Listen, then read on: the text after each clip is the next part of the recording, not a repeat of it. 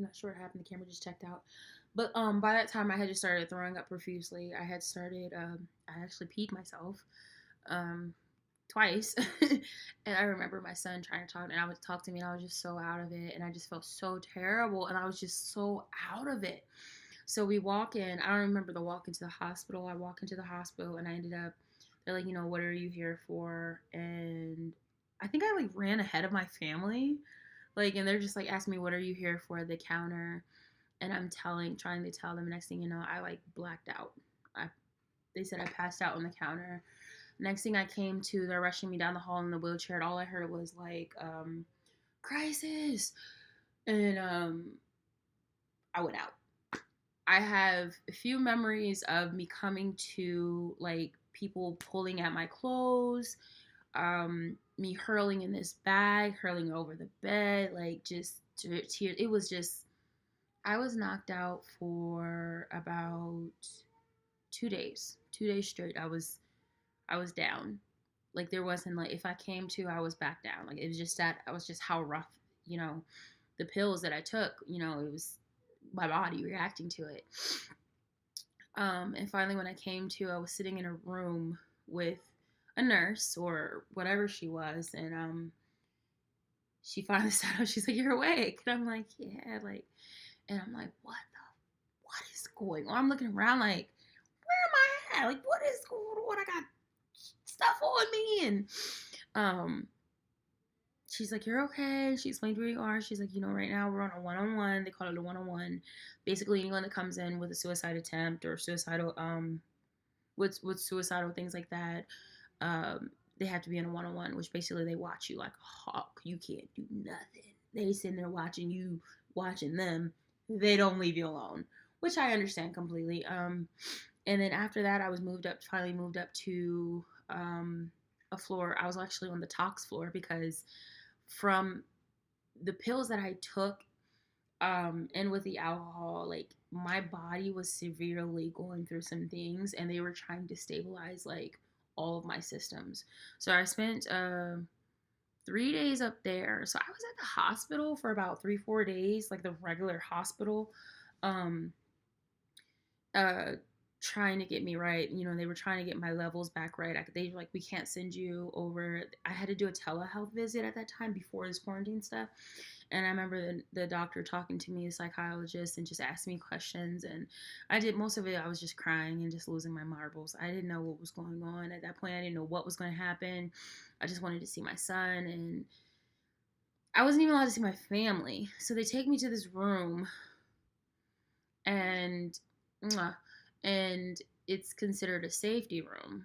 And I mean, when I say everything possible that they could bolt down, lock up, take away, was like, there was no doors. There were no doors. I couldn't eat with utensils. They brought me a paper spoon and a bowl of soup. That was very cold in temperature because it couldn't be too hot because I was trying to kill myself with hot soup. Um, Everything. Like, if you've never seen a safety room, Google it at a hospital. It's like the windows are bolted, the TV's encased. There's nothing you can do. You're not allowed to have your cell phone. You're not allowed to have anything. I remember I tried to get my mom to smuggle in my cell phone, and as soon as she left, the people were like, "I'm gonna have to take your phone." So it was that hospitalization part was really hard. And that was just the 4 days there at the hospital. Then that's when they sent the social worker up to talk to me in crisis and explain to me, basically, this is what they said to me. They were like, you can either voluntarily go, but if you refuse to sign yourself and go to the psychiatric institute, we will 302 you.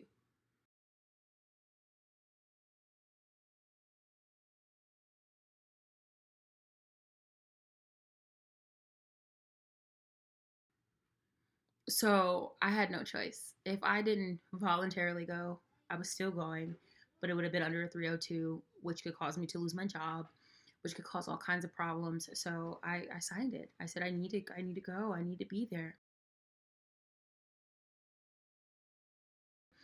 In my mind, I was thinking that it was going to be like 3 days. That I would get a reset. I'd be able to come back home and see my baby. Everything would be good. I ended up spending 10 days in the psychiatric hospital. So you add that to the 4 days I was in the hospital, you add that to the 10 days in the psychiatric hospital, that was 14 days. In those 14 days, I seen my son. When I was at the hospital, I was allowed to see my son. When I got to the psychiatric unit, I was not allowed to see my son at all. Because on the unit, basically where the visiting takes place is literally where all the psychiatric patients are. Our living quarters, like our little living area where the TV's at and shit, like that's where the visiting took place. And because people there are at different levels of psychiatric issue, like literally, like there's some that's two shades to the wind, and then you got some that just real sad. Then you got medication disorder that just, it's all kinds of people in there. Excuse me. So I understood it. They were like, under 18, they're not allowed without a doctor's note. But they didn't tell me that part at first. I had to snap out because I seen someone else getting a visit from their child.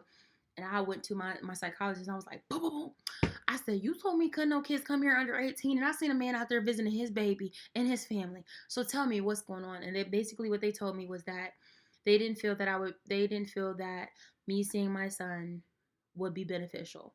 They said that if I were to have seen my son, that it would have stopped my progress and I would have ended up not benefiting from being there.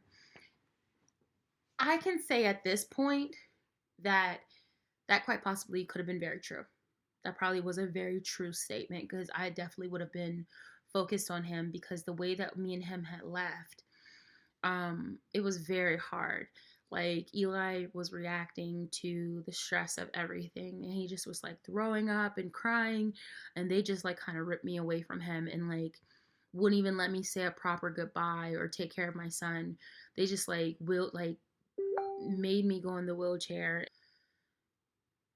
and they just made me like just go away from it. It was so hard. It was so difficult. Like that was very emotionally scarring to be like wheeled down the hallway, like looking back as your child is crying and throwing up.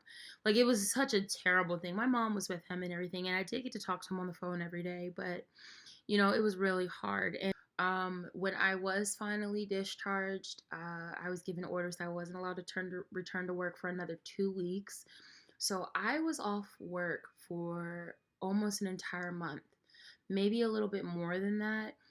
And that was a hard adjustment because I wasn't getting paid. I didn't have enough PTO to cover being off work for a month. Yes, I did have I qualified for FMLA, so my job was protected, but I didn't have the funds to pay all my bills. So you guys know I've always been like 2 steps from debt and from everything blowing up. And so taking a trip like that and being off work and not getting paid, I took an extremely hard financial hit. It was like, what was all the work that I did to climb out of the pit just to fall back into it? I was in a devastating place, you guys. Like I was in such a devastating place financially. It didn't even make any sense. And that's why I couldn't come on and vlog. Like, it's weird because you guys know I live so transparently. I share with you guys so much of my life, especially, the down times, the up times, the in betweens, the struggles. It was just like in that moment, like it took everything in me to fight to be here. So nothing else was relevant. Um, I think the hard part, dang, like, man, I'm getting so emotional. I think the hard part for me was that um, I think the turning point for me was Miss Deb. It was my care coordinator at the hospital, at the psychiatric hospital. And for some reason, she told me, she was like, suicide's not an option. She was like, it's not an option anymore. And she spoke so much life into me inside of that place because when I got there, I was so angry. I was so broken. I was so angry. I was just so much that I didn't know what to feel. And then she just spoke so much life into me, and something just clicked, and I was like, I gotta do this so I can get out of here. Not just thinking like that, but just so I could be better. And when I came home, the psychiatric institute was so supportive. I mean, they set you up with a team. Like they set you up with a plan and a team, and it was just, I felt so much love. I felt so much support. Like it was really amazing. And it, it kind of sucked the fact that like I wasn't getting that from who should be there for me. And I think a part of it is because I think people think I'm so strong all the time. They think that, oh, Ashley's so strong. She'll be fine. She'll be fine. She'll be fine. Not realizing the toll that it takes for a person to keep being strong. Um, but it also helped me realize that I couldn't do everything by myself. I'm not a superwoman. I'm a human. And I don't know, it just taught me a whole bunch of lessons, you guys. Like just, it made me realize that there were people out there that cared so much for me that I didn't even know. I mean, there were people that showed up at my house to make sure I was okay. They were calling, like, looking for me. Like, they were, like, going out. And I think of that. And I think of just where I was at in that time. And I wasn't able to appreciate, that support that they did give. But I am so grateful. I thank God that I had people that, showed up immediately. Because I remember the psychiatrist talking to me, and they were just like, who would have found you had you been successful?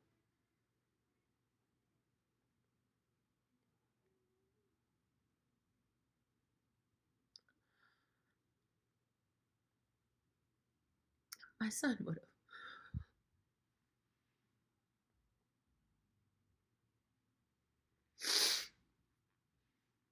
Oh, I'm gonna have to cut this.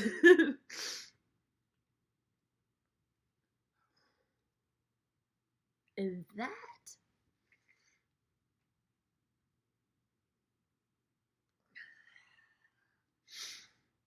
my dears, is a hard, hard pill to swallow. Okay? That never even crossed my mind. He would have been the one that found me.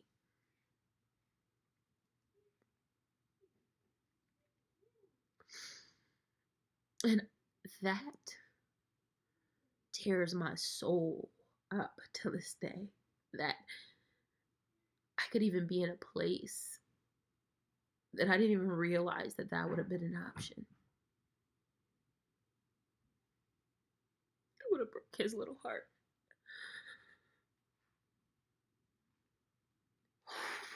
I would have broke his heart.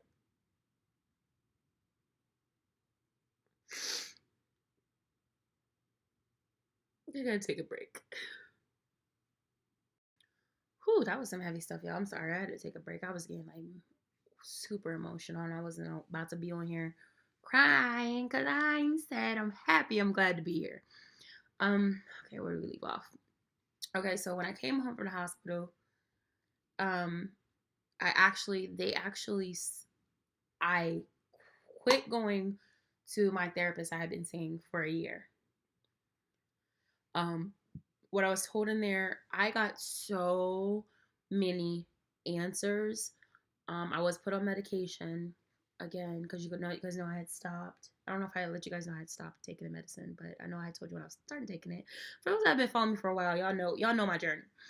But when I was there with having that intense therapy every day and seeing a psychologist, psychiatrist, a doctor, behavioral health therapist, you go to groups. I mean, like I said, I'll give a more in-depth video if you guys about that, about my experience inside of the mental hospital. But when I came home, it took me about 3 months, honestly, more like 2.5, 3 months to really adjust to being back in the world. And you wouldn't think that, but I'm telling you guys, in there you are super sober. You have to face your stuff. You're not getting out of there unless you face your stuff. and they're not going to let you out of there unless you face your stuff and you make progress. So like I said, the first couple of days I was angry at myself, I was angry at the world for being there, I was super depressed for not being able to see my son. It was just all a depressing situation, not knowing about your life on the outside, you're worried about. And I was released, and I remember the first day I got out, it was like, you guys know, like, I could never go to prison, and I don't know how people continuously go back to prison, because it felt like you were in a form of prison inside of the psychiatric institute. And like, just to feel the air on your skin, because you're not allowed outside, you're not allowed to smoke. You know, there were people that smoke cigarettes that were freaking out. It was just all kinds of stuff going on, and just to get your freedom back, it's like, it was weird. Like, I didn't even know how to drive my car. Like, I had to like adjust. And when I first came home, it's like everything overstimulated you because you're not used to it. And you don't realize how much stuff you take on every day, just a normal day. Like, so to be removed from a normal way of living and then be like, okay, boom, now you're back here. It was really hard for me. Like, everything overstimulated me. Like, I would cry trying to like deal with my son. My son was dealing with anxiety from being away from me, separation anxiety, and like us trying to rework how you don't go back to normal. You find a new way to live. And it was hard. Man, it was hard. It was tough. You know, your meds weren't fully at therapeutic level. So you're trying to deal with these coping skills. I mean, it was hard. It was extremely hard for me to adjust. But going back, and then going back to work, just being home, being around my son, everything overwhelmed me. I was crying every day. I was breaking down. I was, but the beautiful thing is that my support system showed up for me. People showed up for me that I wouldn't have thought would have showed up for me in the fashion that they showed up for me in. Eli's grandparents were crucial. I know that from previous vlogs and talks, me and my son's dad's mother, we weren't really on we weren't on bad terms, but we weren't on the best terms. We were very clashy, but she showed up in a real way. She stepped up in a real way for me and my son. And it was so beautiful. And I'll never have enough words to thank her for what she did and how she was there for me and my son and continues to be there for me and my son. And our relationship was very mended. Me and my mother, we had to face some really hard conversations, and I had to, like, I learned in there that I have to speak up for myself. I have to have a voice. It was like I was so used to having a voice for other people and like fighting their cause and their injustice, but I had no voice for myself. And me and my mother had to face some stuff, and I think it's made our relationship better. And me being able to stand up for myself now helps me to be like, Mom, this is it. And also there was a lot of acceptance of, you can't change people. You want people to be different. You want people to love you a certain way. And I'm not talking about relationships. I mean, like, people in your life. And it was a lot of acceptance that people are who they are and they have their own stuff that they're dealing with, But like I said, it was really hard adjusting, but I did. And finally things started looking better. I still was in terrible debt. I actually ended up getting evicted, you guys. I got evicted from my apartment, and it was something I kind of let happen. My landlord, actually, he started losing his mind. He started being weird and psycho and would just show up at my apartment. He was coming into my apartment, not telling me, snooping around. He was saying things. He didn't know what had happened to me. It wasn't something I openly shared with him. And I guess when people were like coming looking for me, because when I was in the psychiatric hospital, because you don't have contact with the outside, unless it's like you have to give them your pen. It's all this stuff. But like, I wasn't able to talk to him. I wasn't able to explain to him, and I wasn't going to. It was not his fucking business, like, And he just started freaking out, and then somebody ended up calling codes on him, and in his mind, he swore it was me. And he just started being very hostile with me. I was late because I didn't have any money to pay anybody. I mean, I had no money. Like, I didn't have any check. There was nothing I could do about it. Um, my car payment was behind. My rent was behind. Everything was behind. Bills weren't paid. I didn't have any money. I wasn't getting any money.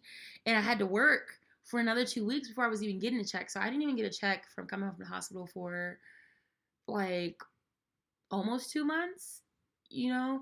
And he just wasn't, he was no longer, he's just like, no.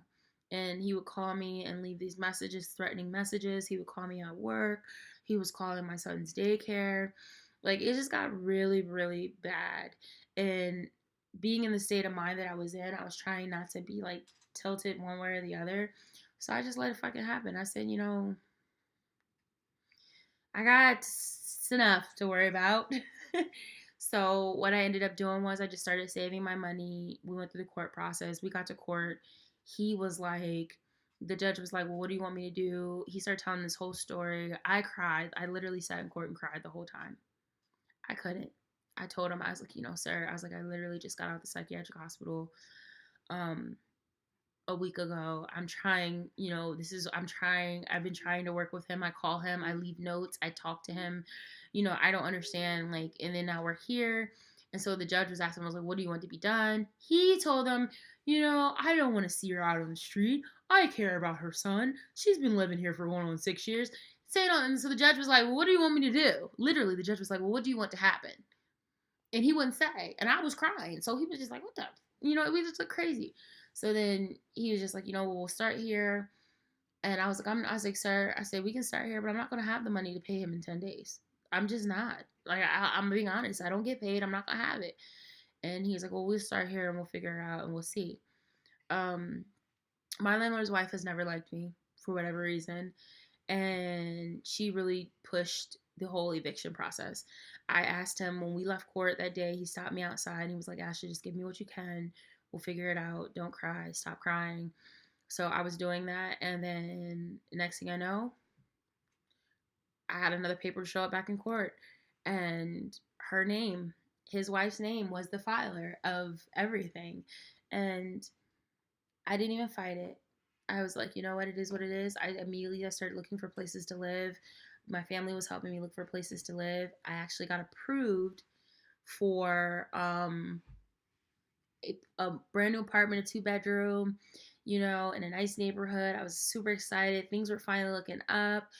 I paid them my deposit and part of my first month to move in. I was just waiting for my next check to move in for the rest of it. I had a move-in date. It was October 25th. October fucking 25th, okay? And that was my move-in date. I had to be out of my apartment on the 18th, so I was going to stay with my mom for like those weeks until I moved in. So we packed up everything. We got the U-Haul. We moved. I felt like finally a relief, a fresh start. Not going to have to deal with none of that. Like, I can just, start our lives, meet me like over. I get a phone call on the 24th of October from the apartment complex. And they said that I falsified my application. And I said, what do you mean? She was like, you have an eviction. And I was like, when I applied for these places, I didn't have an eviction. And I still hadn't had an eviction because it hadn't even processed through the courts on my record. This is where I say social media bites you in the ass. I was in a mom's group. I was in a local mom's group in my area that had just started, and it was showing beautiful things on Facebook. It was just like, I don't know, it was just a community. And then it started getting messy as it grew. I believe that one of the people who happened to be she worked at the apartment complex. And this is just a theory, but she worked at the apartment complex. She's the one that showed me the apartment. She's really not great at her job. And I'm going to be absolutely honest, because when we went to go see the apartment, she was real rude and stank and walking way fast ahead of us. We didn't know where the fuck we was going to be, mom. We was like, well, is she going to wait for us? Like, anyway, she was the one that had called me and was like, you falsified your application. So, we're pulling, you can't move here. And I'm like, what do you mean? I'm asking questions. She was just real stank with me on the phone. Wouldn't really answer anything. And was like, we'll send you your check. And I said, well, I don't have an address give you to send my check because all my stuff is coming to my new place that I'm supposed to move in tomorrow. Where all of a sudden I passed every check. I signed my lease. Okay. I signed all this paperwork. I did all this stuff, and then you pop up and you tell me the day before I'm supposed to move in, while I'm at work, mind you. I kind of snapped out. I spazzed out. I did. I spazzed out. I lost my shit. I called my therapist and I was like, can I get an appointment sooner? I just need to talk. I need to figure this out. I get to the therapist's office. He's talking to me. I must have freaked out and zoned out, or I just didn't sound positive. Child, I don't know. They ended up trying to 302 me. He called the ambulance. He was like, if everything's fine, they'll discharge you. I get down to the ER. They're like, well, we're not going to send you home. I don't feel comfortable sending you home because your therapist is the one that sent you here. I was so angry. It was a mess. It was like, you're just saying, forget all my progress that I've made. You're saying, fudge everything. And now I'm going back to the psychiatric institute, which, even though it was helpful, was also very hard for me to be there. You're taking me from my son, work. You're putting me in a worse situation when I need to be out. So I did flip out. But when I got to the psychiatric institute, I couldn't meet with the psychologist until the next morning. So when I got there, after being in the hospital again for 2-3 days in some dungeon-esque type place, wasn't nothing like my first experience, honey child. I was in there locked up with some criminals. So, like, it was crazy. And finally got to talk to the psychologist. I explained to him the situation. He was like, okay. He was like, by law, I cannot, just release you today. I have to monitor you for at least 24 hours. So, I knew it. I played the game. And I ended up getting discharged the next day. So, thank God, because I was flipping. I was about to be crazy up in there. But, so after that, I came home. My support system rallied around me. They're like, Ashley, we will co-sign. We will do this. We will do this. We will do that. Because it wasn't a point of not having the money. I had the money. I was moving. It was the fact that, like, I had worked so hard to dig myself out of a pit after, everything that happened. And then the day before I'm supposed to move to get that news, where I had everything set up, U-Hauls, things packed, I only paid for storage for this long. It sucked. It was like a kick in the face. Like, so I came home. I immediately started looking for places. My family was looking for places. They were, I think they were really genuinely concerned about me. They weren't sure where I was at mentally, like if everything was going on. And I ended up applying for where I'm at now. They called me back immediately. I mean, I had put my application in, I think like maybe 15 minutes later. When can you come in and see it? And so I get there and I explained to her, I said, I'm going to be honest with you. I have an eviction. She was like, we pulled her. So she said, the reason we called you so fast is because when we pulled your stuff, everything was perfect, income, time here, da, da, da. She's like, there was nothing showing. She said, and it takes time for that to even pop up. And I said, okay, but if it does, am I going to be put out? She said, no, once we run your stuff, we don't run it again. So that's what led me back to believing that someone actually didn't care for me, or maybe they didn't care for my name, I don't know. But she was like, we don't run your stuff twice. We run it when you put it in. And that's what we do. So honestly, the other apartment complex was full of crap. And I actually knew someone that lived there who referred me to move there, who told me they had a judgment and everything. And I heard it from someone else. And they were like, yeah, they're fine with it. They'll let you move in here. You have to do a double deposit. But I was cool with that. So yeah, something shady went down. I'll never know. But at the end of the day, I feel like God blocking it, because when I moved here, I actually am paying, what I'm paying for here is what I would have been paying for there, but I get a whole lot more. Now, granted, I'm not 100% pleased with this apartment. That's a whole other story. But it is a blessing, because during that time, like, I didn't know. So when she approved it and she said this and I gave her the money and she gave me my keys, we had been at my mom's house at that time for maybe 2 weeks, and it was rough. It was rough. And so when we got the keys, we got the green light for here, honey, I hustled, got that money. We came in the same day. I got my keys. Me and Eli came and camped out on the floor. I had my yoga mats with our blankets. We had our soap and stuff. We came and camped out on the floor, and it was just like, I cried. I dropped on my knees, and I gave God the glory in my living room because it was such a journey to get here. So we got here, and I don't know, things just kept looking up. I was in really good therapy. And I say had because he ended up leaving the practice. I'm not sure what happened, but like I said, I left the old therapist I was with. Before I left the psychiatric institute, they had me set up with everything, all my caretakers and everything, and I was in really good therapy. And I say that because it was a complete difference than when I was going and seeing this lady for a year. I was in therapy for a year and still tried to, take my life. And to be in good therapy, it was a big difference. I noticed a big difference. And we started making progress. It was hard. I won't sit here and lie and say that it was a cakewalk. It was one of the hardest years, I'm telling you, I've ever faced in my life. But I came out of it, and I'm here. And a year later, I look back at all the things that I have accomplished, and I realize that I am so blessed. I am so, so, so, so, so blessed. And so much has changed. And to be able to smile now and genuinely smile, things aren't perfect, but I'm not drowning in debt. I have more space than I know what to do with in my new apartment. My job is amazing. My supervisor ended up leaving. Oh, I love her. I miss her. But things just started to change. And even when things weren't perfect, the tools that I've learned in therapy and in coping skills that I learned back in the hospital, I realized that, it's going to take work to get to where I need to be. I also was finally properly diagnosed. I was in good therapy. And I leaned on my support system. I no longer try to take it on myself. You guys know how I am. I didn't want to say anything.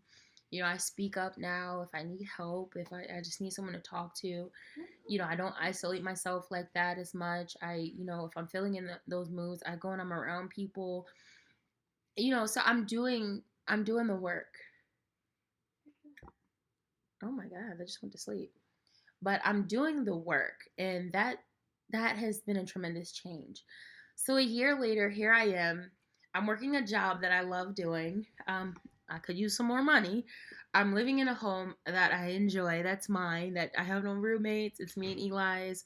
We get to cook. We get to have fun. We get to do what we want. I'm happy.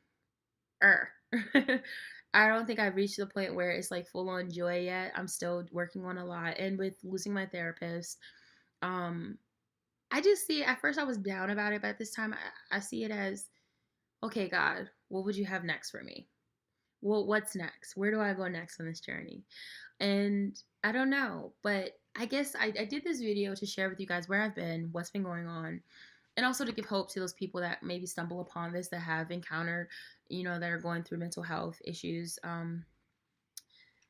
There's hope, even no matter how small a sliver of hope was. Because even when I was released from the hospital, I wasn't fixed, I wasn't cured, I wasn't all of a sudden in this super happy place, but I had hope. And hope goes a long way when you don't have nothing else. When your mind has decided that this is it, hope will pull you up. And I guess I'm at this part now. I guess I rambled long enough. It's probably gonna be like 30 minutes. Oh my God. If you guys listen to me talking this whole time, I love you. I love you, and you are my mwah. But I do want to do this. This is what I was adamant about with doing with this video, and I might clip this out and just post this on social media separate. But we gonna do this. I don't really want to name drop, because whenever you name drop, people tend to get upset if you miss them, and my memory is shot. So I'm gonna try to do this. I would like to say thank you. a genuine, heartfelt, sincere thank you to every last person that checked up on me and Eli during one of the hardest times of my life. I want to say thank you to everyone that showed up for me. I mean, I couldn't even read the messages that people had sent me when I was in the hospital when they were looking for me. They didn't know what happened. People were afraid that I had died. And, it just, I couldn't read them. I still couldn't read them. I still can't read them. To this day, I'll randomly get a message from someone and then I'll be able to read what they wrote. I'm like, oh my God. Like, there were so many people that reached out to me. Some people I never talked to before on social media. Friends from high school. It was so many people. And I mean, it was love. It wasn't fakery. At least the ones that I opened and I actually read, it wasn't fakery. At that time, I wasn't mentally in a state where I could say how much I appreciated what you guys did and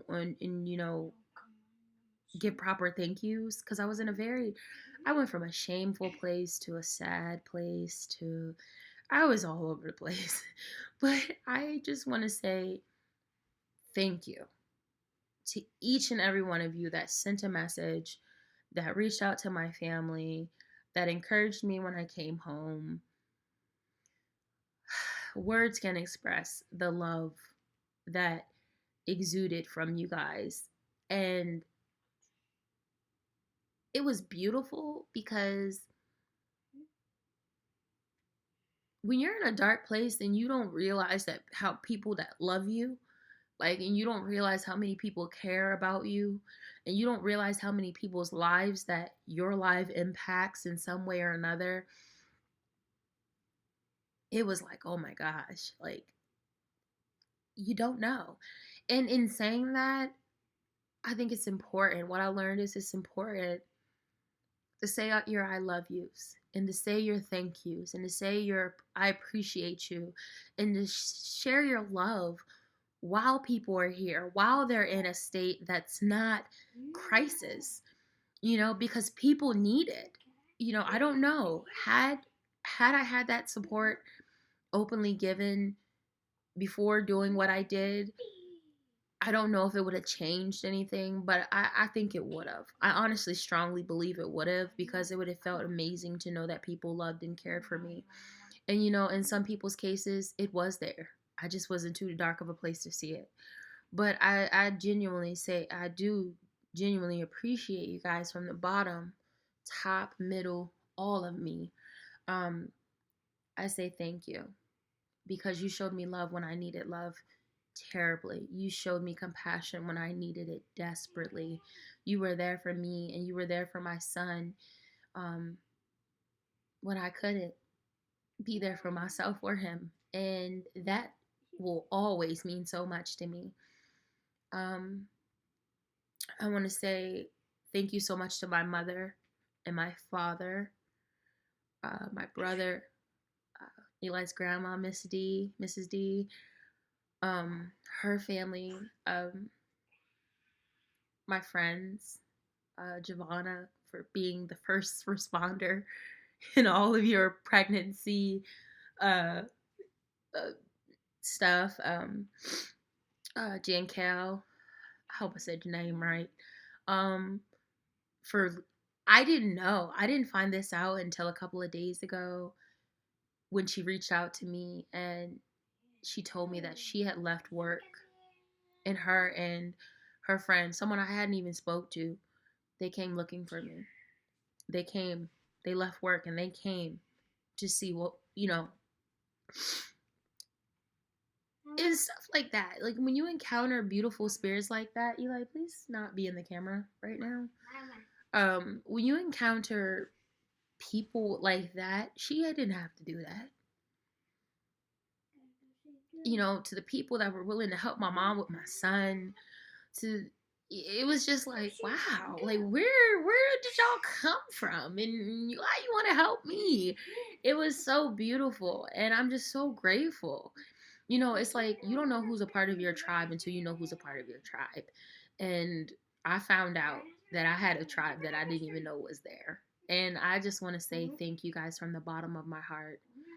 Um, and more for being there for me in one of my most vulnerable times, and for loving me and showing me compassion and showing my son compassion and showing him love during a very, very hard time, for the people that brought food and would stock my refrigerator, to my mom coming and helping me clean, or just sitting there with Eli so I could have a moment, to my dad, on our talks and our relationship actually getting better through this, because I feel like this was a wake up call for a lot of people, because no one expected it to happen for me, to me, you know.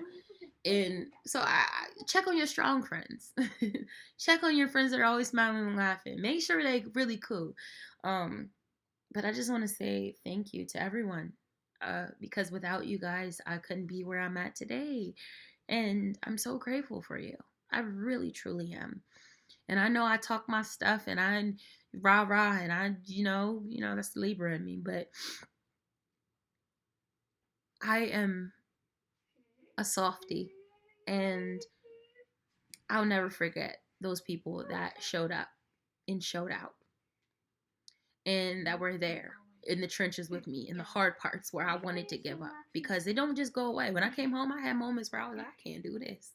Like, you feel even more jacked up, and but y'all stuck it out. Y'all stayed with me, and I love you so much for it. To Mackenzie, who would hear me rant and rave about whatever, even though I know she was going through stuff, being a mama and everything. To my therapist, Jim.